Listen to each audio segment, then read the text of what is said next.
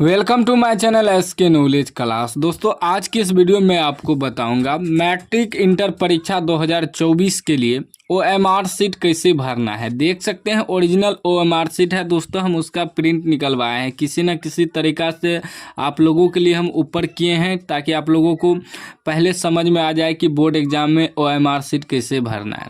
देखिए, बिहार विद्यालय परीक्षा समिति वार्षिक माध्यमिक परीक्षा 2024 कक्षा 10वीं और 12वीं दोनों का सेम OMR सीट आता है दोस्तों, ठीक ना। एक बार ध्यान से रिक्वेस्ट है दोस्तों, वीडियो देख लीजिए, क्योंकि बाद में आप लोग गलत सलत भर के आ जाते हैं, रिजल्ट पेंडिंग में चले जाता है, रिजल्ट ही नहीं आता है दोस्तों।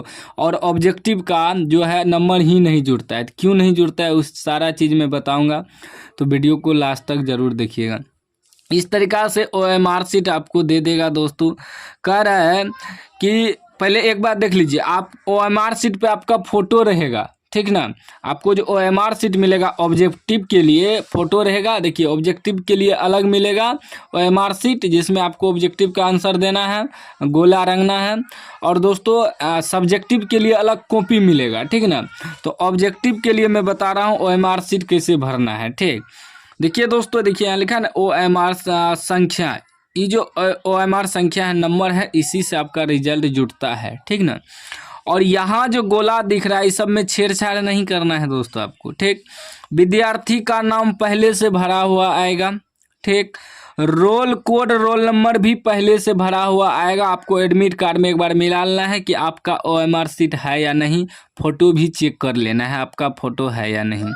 उसके बाद पंजीयन संख्या भी लिखा हुआ आएगा, विषय कोड भी लिखा हुआ आएगा, ठीक ना। विषय कोड क्या होता है, देखिए विषय कोड जो दोस्तों यहाँ लिखा रहता है, देखिए है ना विषय कोड, यह पहले से भरा हुआ रहेगा आपको, ठीक ना। हम देखिए अगले साल का लिए हैं ताकि आपको एग्जाम्पल के लिए समझा दें।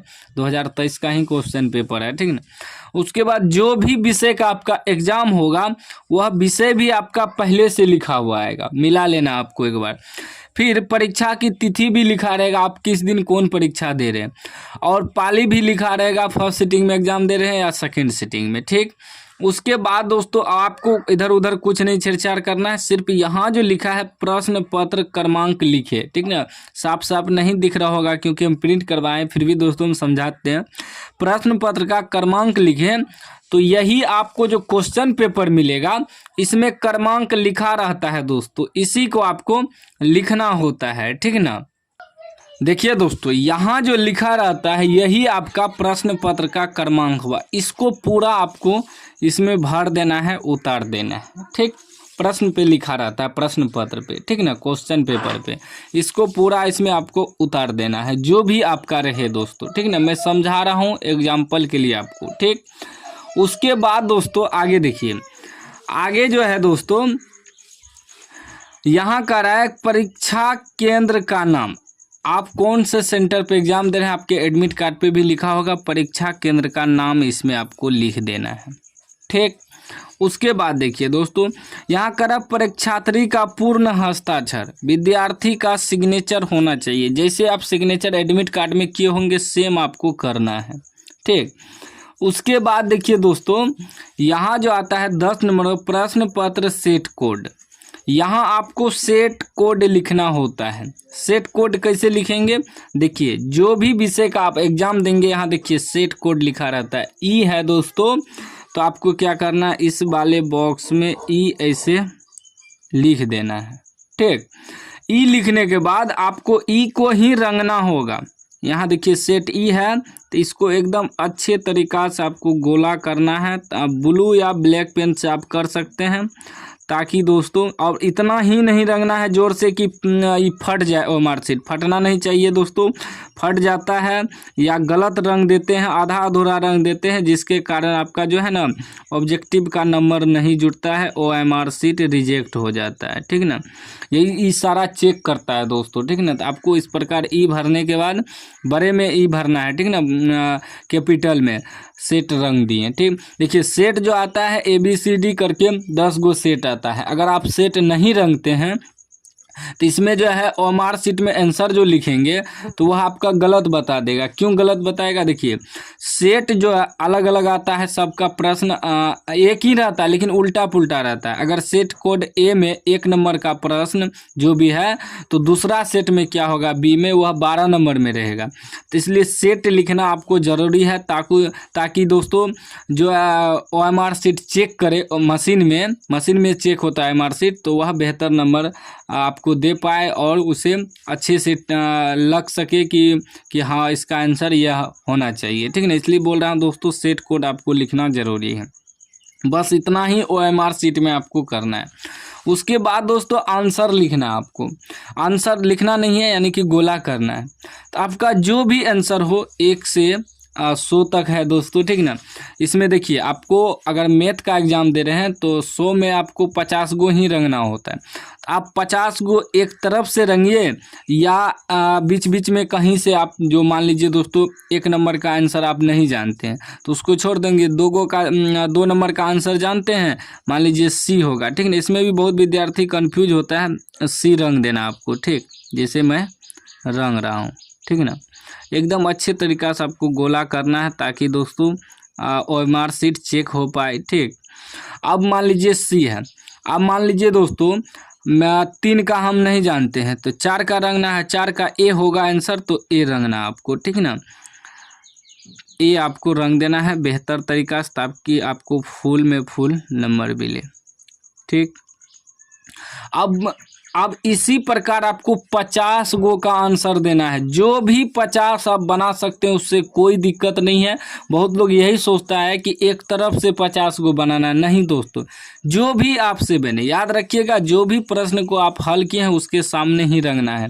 ये नहीं कि दोस्तों प्रश्न को हल किए 6 नंबर का और आंसर में मार दिए 7 नंबर, नहीं, ऐसे नहीं करना है। अगर 6 नंबर का प्रश्न बी हो रहा है तो बी को ही रंगना है। इसी प्रकार आप जो है 50 गो ऑब्जेक्टिव का आंसर दे सकते हैं। अगर साइंस वगैरह में एग्जाम दे रहे हैं तो साइंस में से दोस्तों 40 गो ही प्रश्न का उत्तर देना होता है। तो किन्हीं 40 प्रश्नों का उत्तर आप दे सकते हैं। ओएमआर शीट तो आपको 100 का ही मिलेगा, 1 से 100 तक ही लिखा हुआ रहेगा, लेकिन जो भी आप जानते हैं उसको रंगना है, ठीक। आधा 50% ही उत्तर देना है। अगर मैथ का भर रहे हैं या हिंदी संस्कृत का तो उसमें 100 में 50 का ही उत्तर देना है।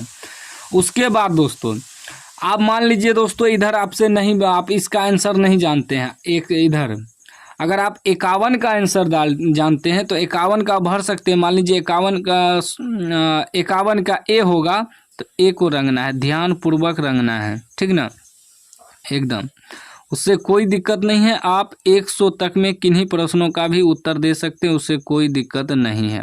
रंग दिए, अच्छी तरीक़ा से रंगना आप। उसके बाद दोस्तों मान लीजिए कि दोस्तों बहुत विद्यार्थी क्या करता है, एग्जाम्पल के लिए मैं बता रहा हूँ कि ए भी रंग दिया, बाद में सोचता है कि इसे काट के डी को रंग दे, तो वह गलत हो जाएगा।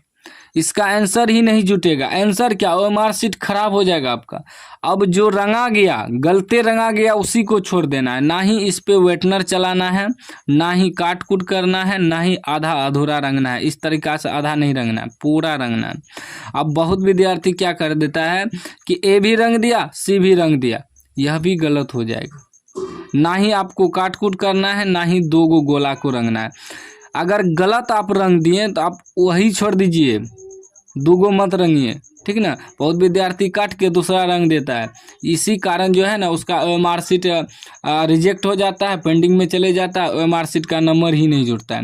ना ही इस पे वेटनर चलाना है आपको, ना ही दोस्तों नाखून से खुरचना है, ना ही आपको काट कूट करना है।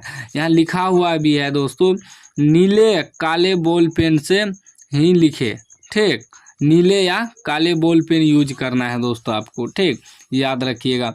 इस तरीक़ा से अगर ओएमआर शीट आप भरेंगे तो कोई दिक्कत नहीं है दोस्तों। अगर आपको PDF चाहिए तो हम आपको भेज देंगे प्रैक्टिस करने के लिए, या गूगल पे सर्च कीजिएगा SK नॉलेज क्लास, वहाँ PDF हम लगा देंगे, ठीक ना। वहाँ से डाउनलोड कर लीजिएगा ताकि दोस्तों आप लोग उस प्रिंट निकलवा के प्रैक्टिस कर सकें, ठीक। इसी प्रकार आएगा, फ़ोटो वगैरह सारा चीज़ रहेगा। इस प्रकार आप OMR सीट पे आंसर दे सकते हैं, कोई दिक्कत नहीं है दोस्तों। समझना बेहद ज़रूरी था। अगर आप इस वीडियो को पूरा देखे हैं तो कमेंट कर दीजिए दोस्तों कि हाँ सर हम वीडियो पूरा देखें और अच्छा लगा हमें तो लाइक कर दीजिए। चैनल पे नए हैं तो चैनल को सब्सक्राइब कर दीजिए और घंटी को दबा के ऑल कर दीजिए।